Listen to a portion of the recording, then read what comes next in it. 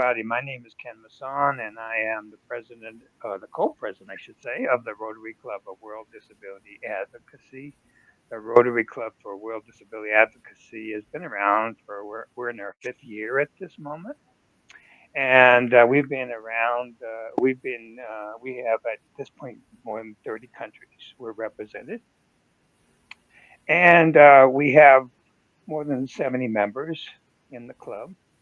And our focus is on um, we advocate for the human rights for people with disabilities, and we also one of our big projects that we've been working on for a couple of years now is inclusive education.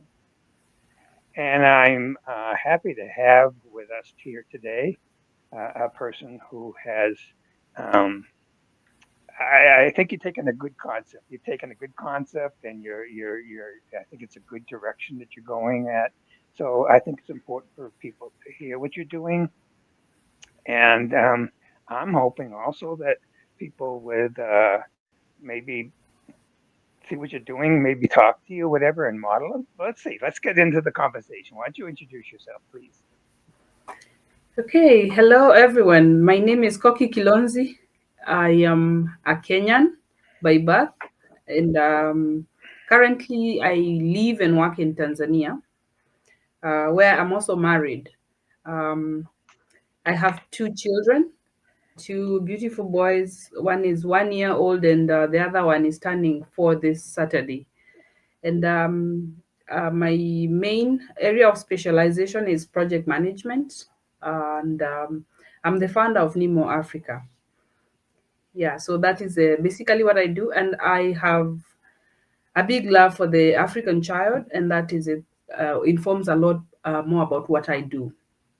Super. And Yeah. we're here to talk about Nemo Africa. Why don't you tell us what that is? Nimo Africa is a non-profit organization that was established in Tanzania, and we are allowed to operate in Tanzania mainland. And it's basically an organization with the aim to push for exclusive education. Our vision is to ensure that every child, no matter their background and learning differences or any barriers that they meet in the community, will have a chance to access quality education. And we started small. We started by operating in one area of Tanzania, that is the region of Arusha, and so that we could have model flagship programs that we could then take out to the rest of the country and eventually to the continent of Africa.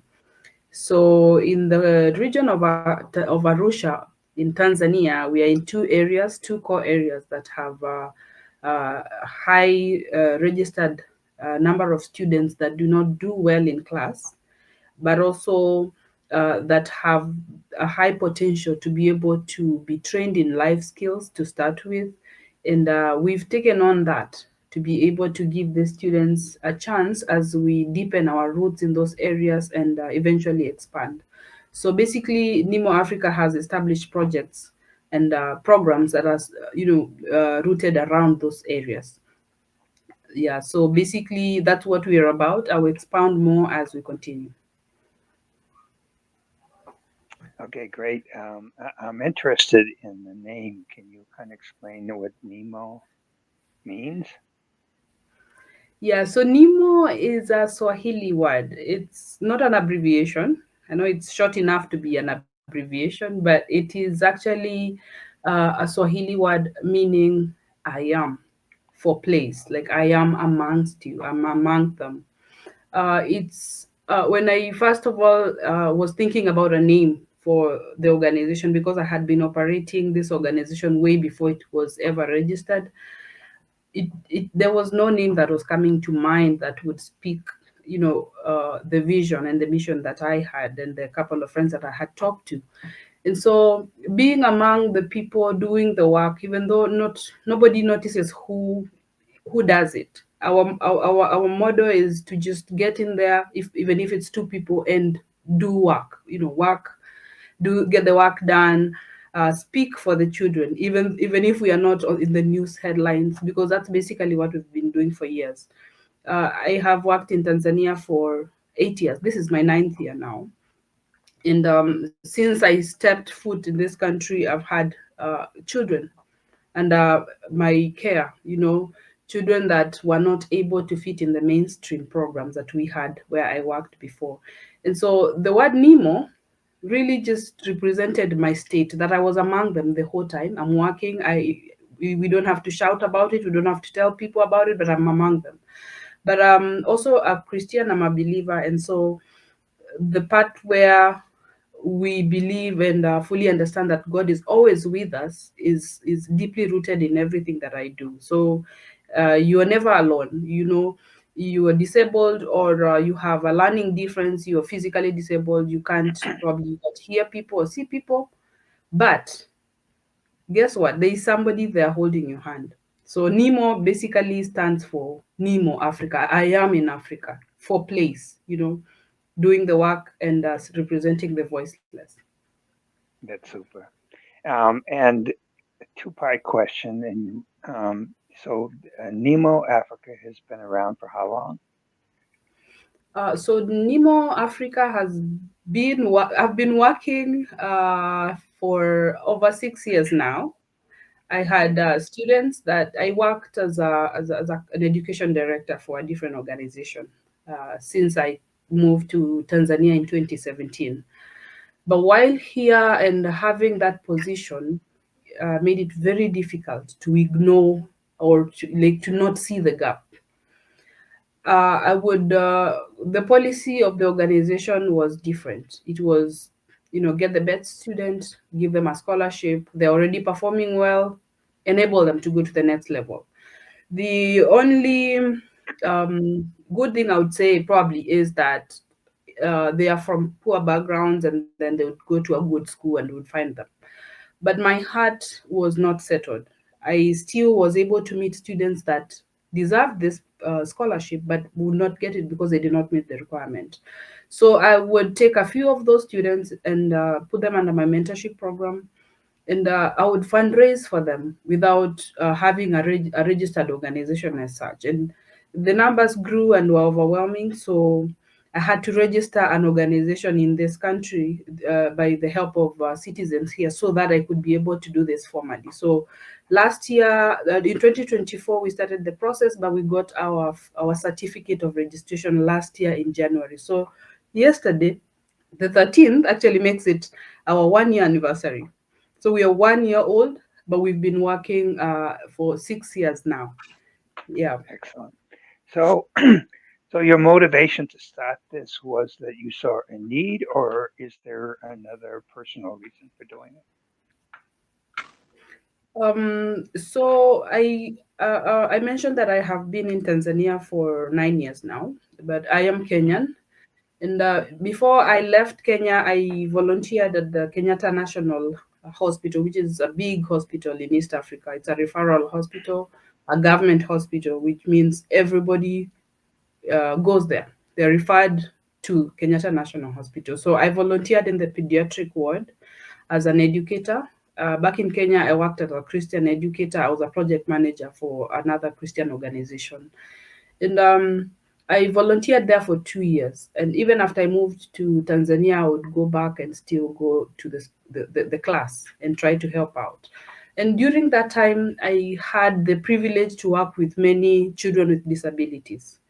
And I was using a curriculum called the Teeny Tykes and Tunes program, which was music based. And I saw a lot of children, regaining hope and physically being healed through this program, playing with them, singing with them. And a child that probably had trauma or an accident and was not able to speak for a long time, I witnessed a child go through the program and eventually start singing with us. And the doctors were like, oh, that doesn't just happen. And moving here, I continued to see the need. I continued to see many children in classrooms that are not even registered because they have special needs. Like, you go to a government school with 150 students, kids in preschool, and none of them has a disability. But I know because I walk among the people, I see kids that have autism, I see kids that have Down syndrome, I see kids that are physically disabled, and I kept asking the question, why are these kids not in school? And then I would go to the school, and the teachers would be telling me, we don't have the resources.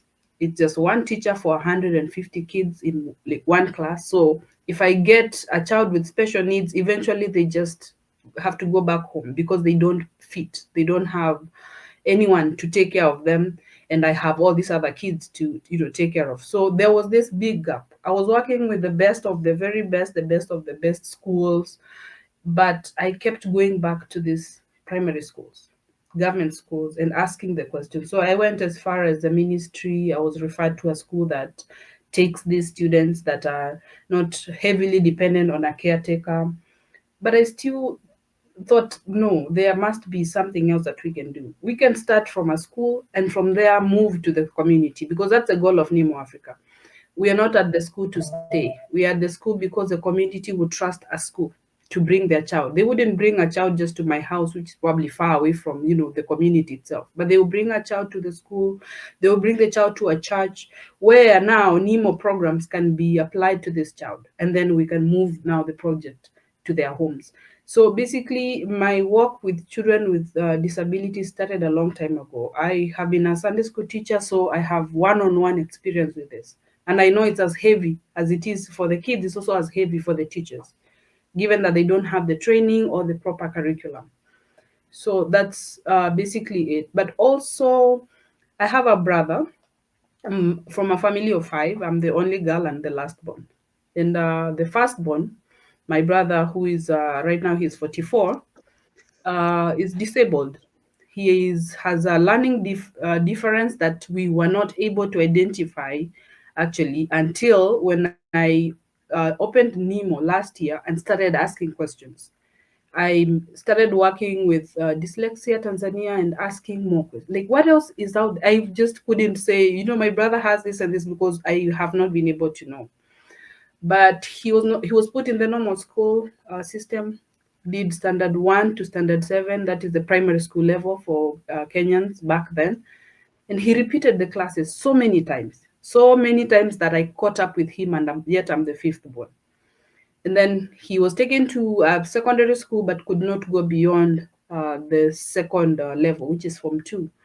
So he was taken out of school and has not been able to continue. But if there was somebody with a program with life skills that what we are doing, they would have helped him to come up, to develop a skill that would enable him to have, a living, to earn a living, to, feed his family, to be able to do all these things. So he's dependent on many people to date because that did not exist. So for me, I'm determined to create it for as many children as possible in the continent of Africa. Excellent. So let's just for clarification. So you're a registered nonprofit in Tanzania, Yes. correct? Mm, Okay. yeah. So then you are. See if I'm correct on this. You're Mhm. not a school, but you're a like a center. Is that what you are? Yeah, so in this country, the registrations are divided into different categories. So if you're charitable, you register specifically as a charitable organization, which could be an NGO, non-governmental organization, or a community-based organization or faith-based organization, as long as you're not for profit. The part for profit also comes in because of sustainability, but Nimo Africa or many other organizations in the country, we are registered, we have an office. If you grow, you can have a whole area, an office with more than just the office structure.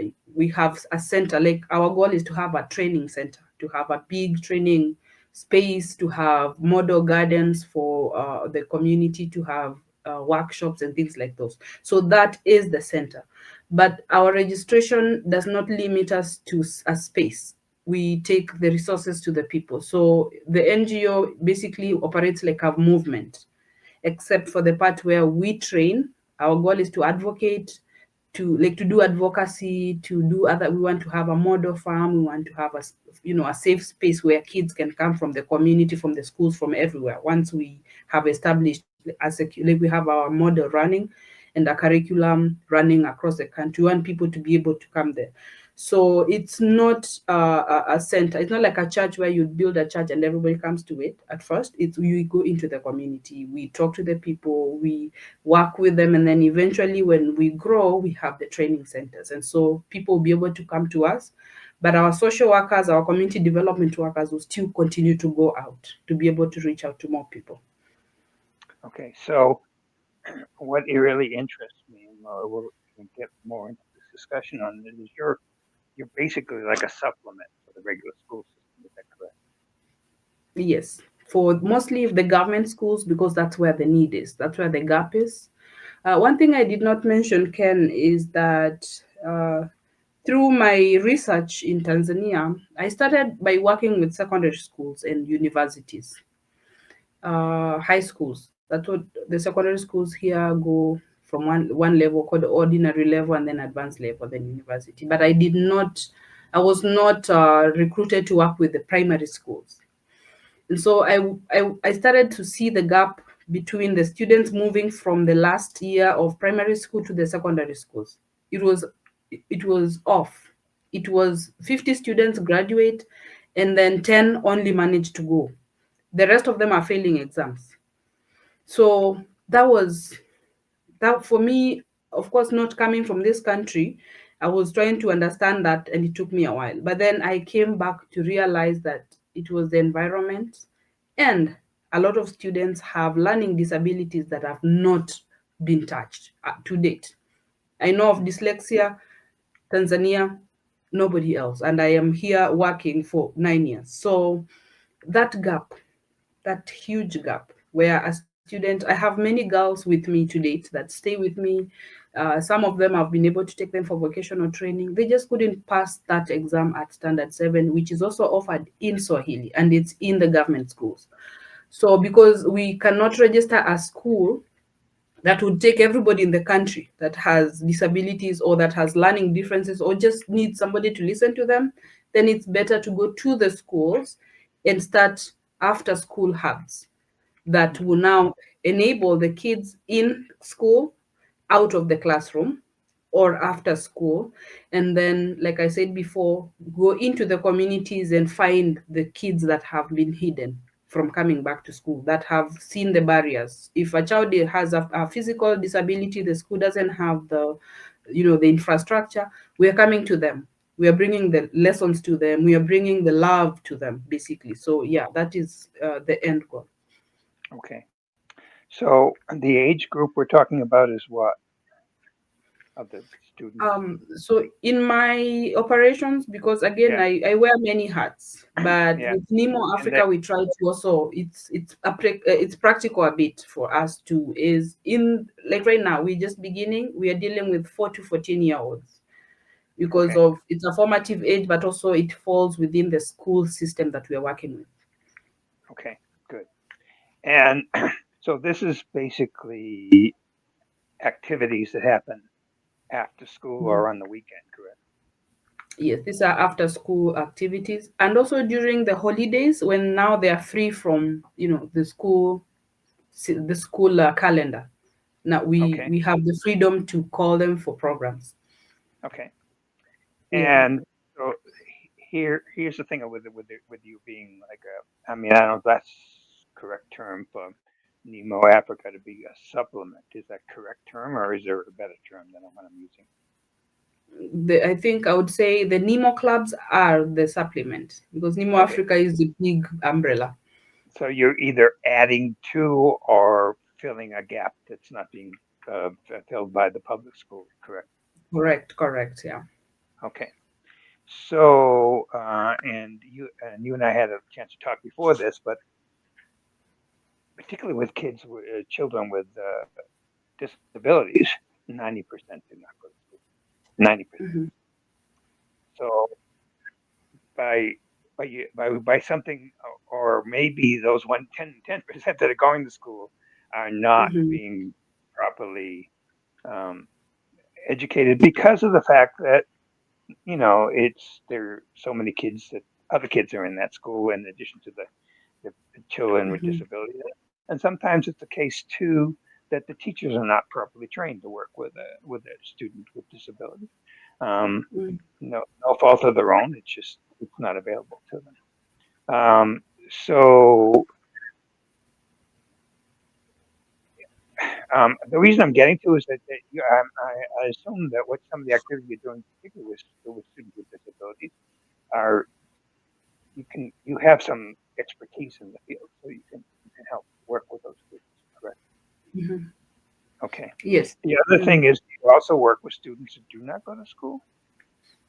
Those Mhm. the 90% that do not go. Are you offering services for those?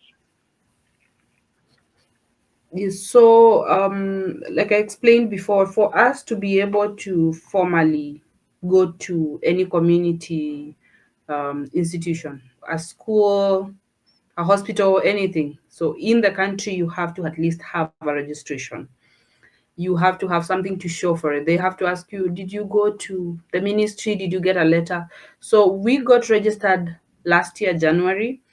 And in order to establish our roots in the community, we went to the schools first. So we Okay. registered 4 schools. And the goal is through these schools, because I'll give you an example. Um, we have a school, at least there's a name for it. So there's Nganana Primary School, and Okay. this school serves an entire village. And a Okay. village is administratively, so it's like an area probably say 20 miles radius. Hmm. So through this school, you'd find every household has a child that is coming to this school, and this child has a brother who is disabled or a sister who is disabled, and they're being hidden at home, or Hmm. all the children in this household are disabled and are not coming to school at all. Hmm. So by us being in this school, after registration, we have now been able to go to the schools and establish our networks. Now we have brought programs that will be able to serve both the child in school and the child at home. Hmm. How did we do this? Last year, we did our first advocacy program. We called all the parents in the community we're working. Actually, we did a whole award, which is bigger than a village, so that we would cover more people. And we had over 1,500 people attending the advocacy forum on the Day of the African Nice. Child. Nice. That was a start to talk about the rights of the children. And this is every child. This is not just the child in school, because otherwise we would have just gone with the child at school. So yes, our programs are tailored to go to every child. That's why our mission says ensure that there's access to quality education for every child, not just the one that has already been brought in. So we are not there yet. We have not gotten we are not yet gotten to the level of going to the household, but that's a goal we have. That's a goal we have, to have as many social workers to be able to start going out. I have done Okay. this work before, and so I designed the model and it worked perfectly. The social Okay. worker and the community development workers will go out, bring the children that are at home into the center where now we can give these services. Okay. So that's a good concept. I like the concept a lot. So let's talk about some of the services you provide. Tell me what Nemo clubs are. Okay, so Nimo Clubs is a flagship program that after registering Nimo Africa, which is generally about promoting education. Like I told you, my innermost desire was to reach out to the child that is not reached. So Nimo Africa was established as a program for the students, run by the students. They would elect their own leaders, from chairman to the project manager to everybody that needs to be there to govern a normal club. So these Nemo clubs are established in institutions run by the students, operated by, funded by Nimo Africa, but also having other people coming to help, to train, to do career guidance, to do garden, basically life skill training. So Nimo clubs were established to drive inclusive education in schools, having the students being the ones running it. Because as an organization, I've worked for many NGOs. Um, an NGO has different areas that it must tackle to have impact on the community. We we will train adults. We will go and do advocacy, awareness creation in the villages, in the communities, but still the child will still not be speaking for themselves. So Nimo clubs are created to be run by the students, and the students will choose what they want to do.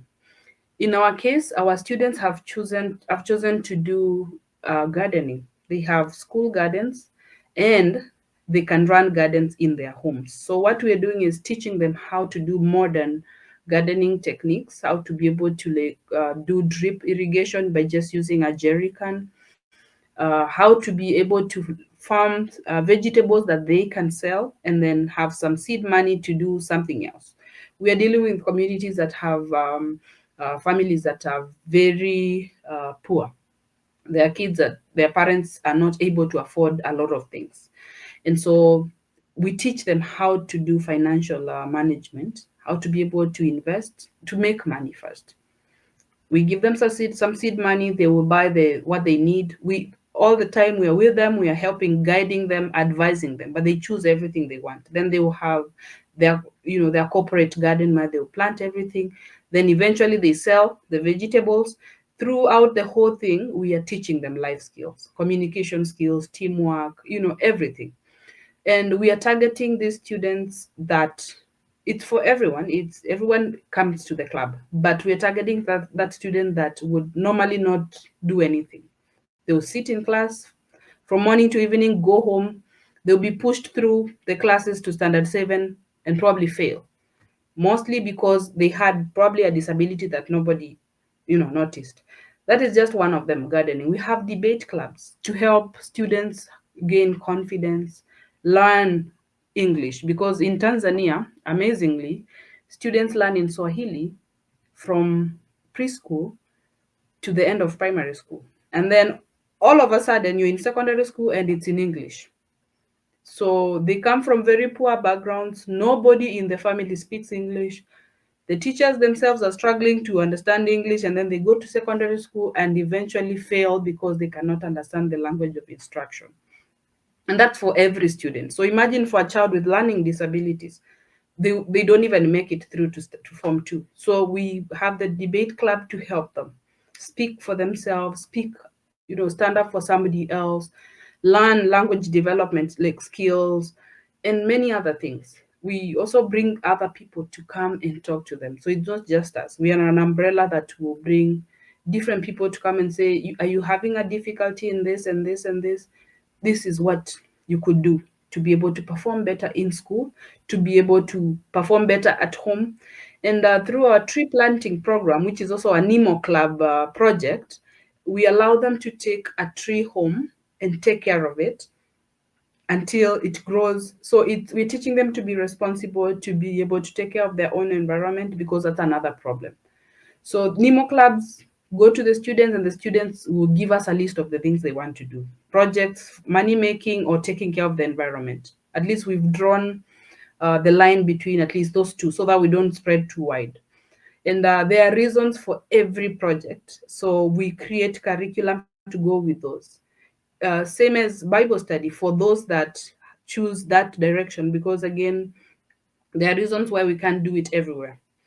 Yeah, so Nimo clubs basically are, so it's the part of the organization that drives inclusive education by giving the power back to the student, back to the child.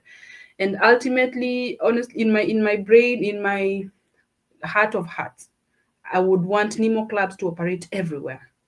At home, in churches, in the mosques, in the market, somebody is selling vegetables and wearing a Nimo Club t-shirt saying I'm a Nimo alumni. Like, I learned this from.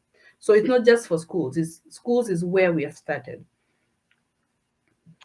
Okay, great. Sounds. I like the fact that you're doing life skills training because that's often Mm-hmm. um, not not completely done or done at all in regular public schools. So and life skills, which is so important. I mean, it's important. The other things that public school teaches, but to learn gardening, whether you use it for your own purposes or own family, or whether you use it for business, Mm. it's a skill to learn. So God bless you for doing that. So tell me also about the advocacy groups. What are they about? Okay, so in order for us to tell more people about what we're doing, especially because we're in the schools, but we want the parents to be involved so that the triangle is complete: the teacher, the child, and the parent, because we are the external person. We have purpose to do the Day of the African Child celebrations by advocating for children's rights, all the children. So last year is when we had our first celebration, and we did a big party for everyone. We went to one of the communities that we were working with, mapped up an entire ward. It was the first in the district for many years. And so we had the kids prepared to, walk around with placards talking about their rights, telling parents, I have a right to education, I have a right to live, I have a right to food, I have a right to. They wrote all sorts of things that they want their parents and Tanzania and Africa and the world to know. So we use that platform to talk to over 1,500 adults about education. The reception was amazing. That area has it's nomadic. There's the communities are nomadic, so there was a lot of school dropouts, kids keeping out on school days, not coming in, and so not doing well in classes. There's also a case of early marriages, female genital mutilation. It's those communities. So by having this one big advocacy program day, we were able to talk to the parents through the children themselves. They went out there, they held their placards, they talked to their parents. We had people come and talk to the parents. So basically, we are sensitizing the parents to bring their children to school, and also to bring in that area. We have a church that we work with. That the area is predominantly Christian, and so we had the churches involved, the government workers, everybody. So the church that we work with and other churches that are around there are driving our motion of inclusive education. And so hopefully, we haven't reached there yet because we just did that in June last year. Hopefully this year when we go back again to do this, we hope to see the kids that are not coming to school coming to us, the parents bringing these kids. We left, of course, we started we started the motion for the work to continue. So hopefully within a year we want to see some results. And then we'll continue and go on to the next community and the next community until everybody hears our call to bring their children to the churches, to the schools. The schools may not know what to do with them yet, but if they can come to our programs, we're happy. We will do the best we can. So we still have a lot of work to do. We still have a lot of resources to mobilize to be able to house these children. When we eventually have our center, it will be easy for them for it to be. We want to have a drop-in center, so children that are in unconducive environments, especially those that are disabled, because they're the ones that are the most threatened here, they'll be able to come for 3 months and learn a skill, and go back home. We'll be able to liaise with other organizations that we've been talking to, because one of my other strengths is to talk to other people. My team and I, my friends, we like to talk to other people. We don't want to duplicate resources or be burnt out because we couldn't, do something. If we can have these people taking these kids that we are bringing to them, that for us is a win, because that child will get help, whether it's from Nimo Africa directly or from somebody we connected them to. So advocacy and networking here go hand in hand to help these children to be able to have somebody to help them. I'll talk about, for example, Dyslexia Tanzania. If I have a child that is tested to be dyslexic, I will not even attempt to do much. I would run directly to Cowdens and be like, hey, come, help. because I don't have the expertise or the energy probably to carry this child through the journey. But I know this one person. If I have a child that needs corrective surgery, I will not attempt to pay for it. It's very expensive. I'll run to somebody and say, hey, I have three children with this. Could you help? So basically, that's what we are about. It's everybody. We will mobilize them. So our advocacy is not just among ourselves and the community. It's also for the people that are out there with the resources, with even the space, the chance to help. We are coming to them and saying, hey, we have this, please help us. And then that child will be able to be helped. That's Yeah. excellent. And being a club that promotes advocacy, um, doing that is so important because many people don't advocate, particularly when Hmm. things are wrong, and they be silent. And it's important, particularly on a child's level, to learn that they have a voice and they can use it and make a change for themselves. And what's oftentimes when you make a change for yourself, you make a change for other people too that are going through the same thing. So God bless you again for doing that. I like the fact you're doing sports. Tell us about the sports section in Yeah, so sports is a personal favorite. You know, when you've done a project before and it was very successful, it's hard for you to not duplicate it. So I worked elsewhere before, and I was basically just I'm a project manager. So my job is I just think and dream of projects, and we try them out and they work. So the sports program has been a very successful program for us that we ran it. And so when we started Nimo Africa, it was impossible to not do it because everybody was asking for this.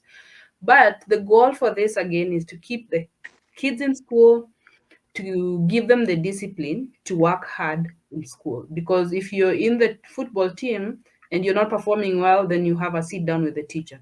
You have to work hard so that you can remain in the team. But then also, we cannot ignore the fact that not everybody is good in class for many other reasons that we cannot even begin to explore them here, because this country we have a lot of limitations. So that child has purpose in school other than just, if you're not good at math, hey, you're good in football, we'll promote that. So it's also career development for us. So we go beyond doing the sports in their schools to sponsoring them outside of their area. The government has a program for sports. They do football, athletics, and netball. Football is for the boys, and athletics is for the girls. So every year they go from school to the next, to the ward level, to the district level, to the region level, then to the national level. The best keep going. So our goal is to have these students compete at the basic level. We fund that project and then help them to be able to beat the students in the region and go all the way to the nationals where we sponsor them. So if a child is athletic, I'm sure you must have heard about the athletics of Kenya. They run, they have all the gold, and they win a lot of money. They're number one, number two. There was one that won a gold the other day in Tanzania, and the kids were very motivated. If a child has dyslexia, for example, but they're good at the field, we are promoting that. So also that is also driving the agenda for inclusive education. But also it's fun. It's fun. We like to see children smile despite all the challenges we're going through at home. They come back to school for the finals, and you will not believe it. Just everybody is laughing, everybody forgets, the teachers forget their problems, they're not paid well, but that day we are all playing. And our goal is to have sports program for the teachers too, because we like to encourage them so that they can take care of the kids, to be motivated. Mhm. Yeah. We in the club are big on sports. I believe strongly in sports, and we can name all the benefits that you have to do with sports. But Mm-hmm. I think it's important, particularly in a child's life. We Mm-hmm. have blind tennis, we have blind football, we have blind golf, and we have volleyball. And Mm-hmm. hopefully someday we can get you to get a blind football team at your place. We got a Yeah. gentleman in Uganda who does that, so he can talk to you and get it going. So God bless you Mm. again. Three God bless you so far for you. Amen. But for doing this sports program, and Mhm. I there's one more that I want to touch upon, and that's before I do Mhm. that, I need to give a plug for the club. You hold on a second, because we're down to our last 5 or 10 minutes. Um, Mhm. and once again, with Rotary Club of World Disability Advocacy, I am the co-president of the club. And if you want to be a part of our global movement, yeah, we Mhm. welcome you to do that. And Thank you. if I hit the right Mhm. button here, I'm going to give you the email address. Wow, I did Mm. it. Okay, so there's the email address that you can write to the club. And Okay. anybody who's interested, please do write to us because we're interested in you. All right, so Thank there's one you. other thing that I want to touch upon here, and that's Girl Empowerment Group. What is that? Mhm. So I think I'll answer this one quickly, but I think it's important for me to mention why such a small organization has so many projects. Even the government people themselves were telling us just pick one thing and just do it. But it's close to impossible when you see the gaps, you know. So the girl program is basically an empowerment program for the girls, but with an agenda. We are trying our best to keep the girls in school so that they don't miss out, because in the past, right now we are at least striking the balance. In the past, girls were failing a lot, but now they are coming up strong. In every club we have established, the girls are more active and everything, because they're learning to defend themselves, they're learning to be confident, and to fight for their rights and everything. So we have the program to train or to teach our girls on reproductive health and menstrual hygiene, because it's a big problem. NGOs call it period poverty. It's a real thing. It's one of the biggest enemies that we have, because it's silenced. In the African culture, um, it's very common to find a girl moving from getting into puberty and going all the way to university without having their parent talk to them about sexual or reproductive health or menstrual hygiene. And so we train our girls.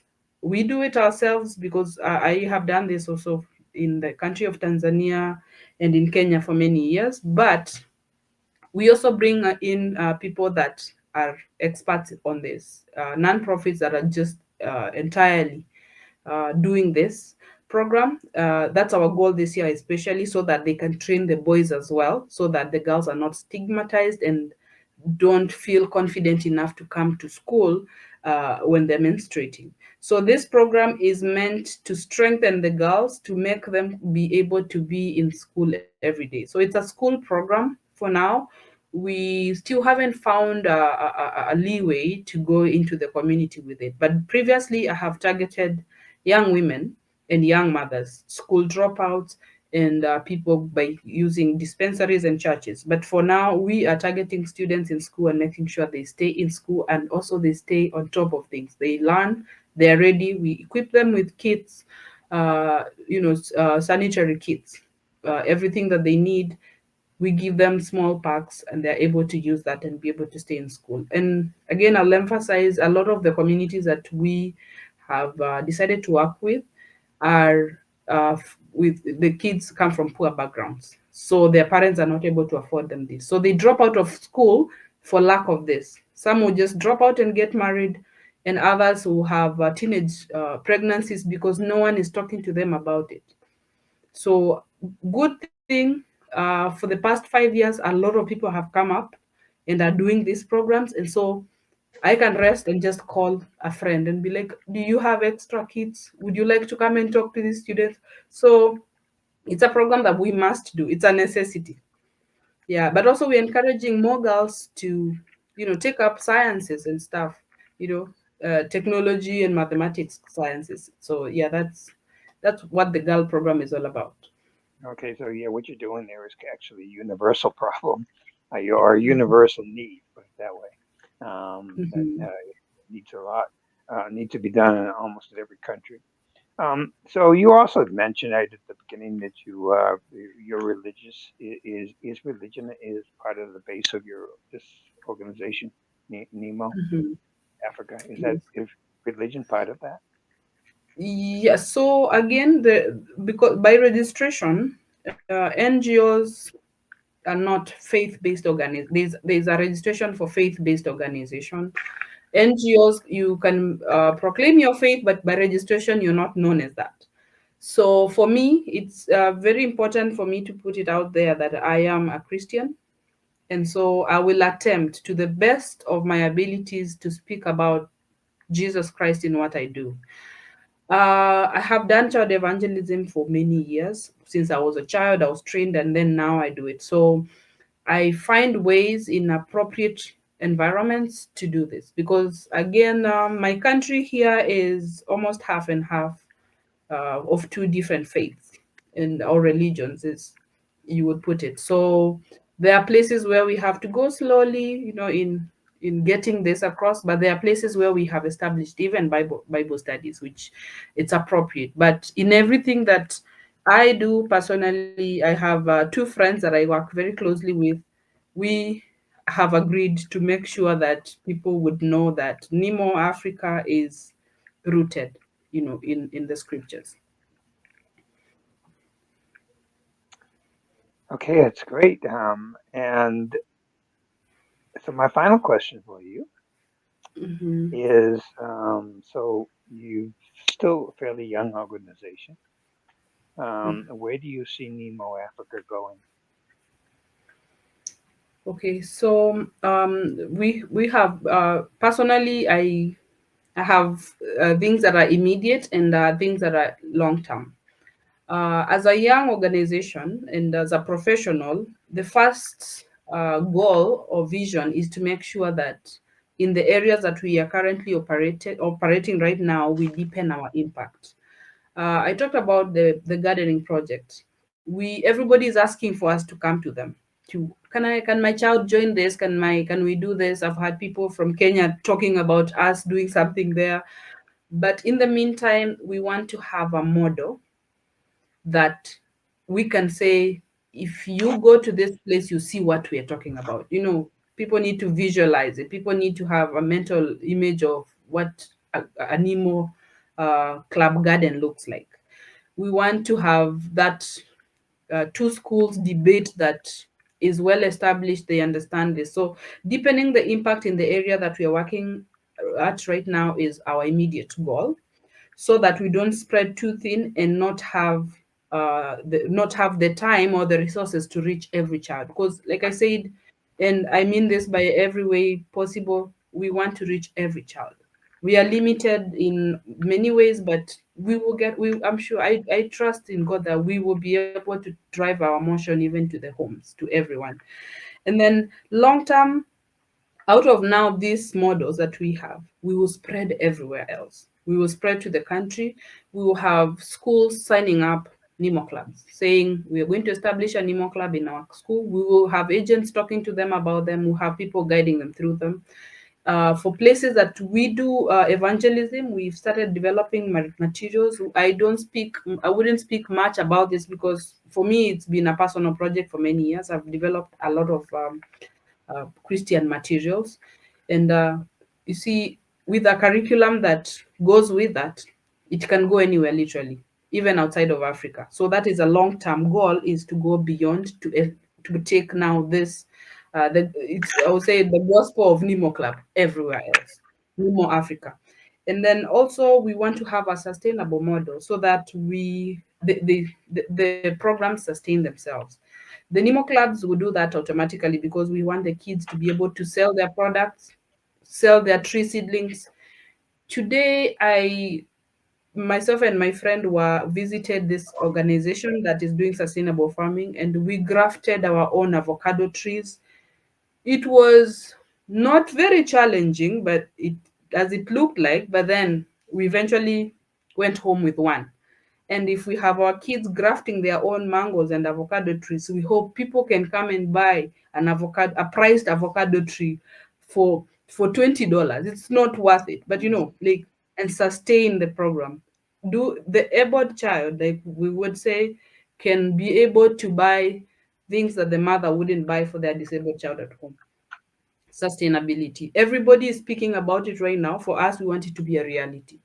In my head, I want the African Nimo Club child, everyone, to think I can do it, I can make it, I can make money, I can invest, I can help a child in India, I can help a child in Haiti. That is the goal for Nimo Africa. That's outstanding. It's been a pleasure talking with you about this, and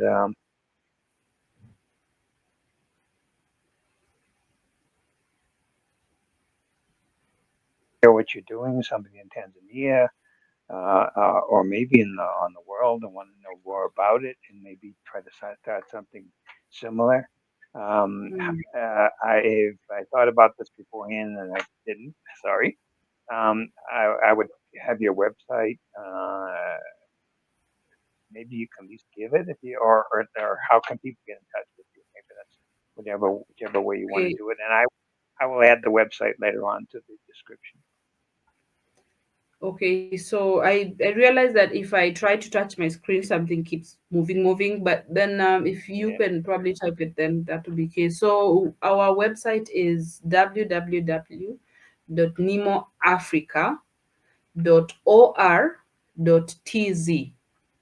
Okay. So www.nimoafrica.or.tz, and we are Okay. available on all social media platforms, Instagram, Facebook, as Nimo Africa.